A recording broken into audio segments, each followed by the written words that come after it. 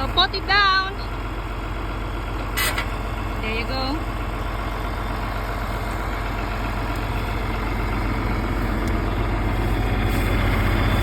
We are removing this hydraulic cylinder. You know that. And I'm behind. Hey, slowly.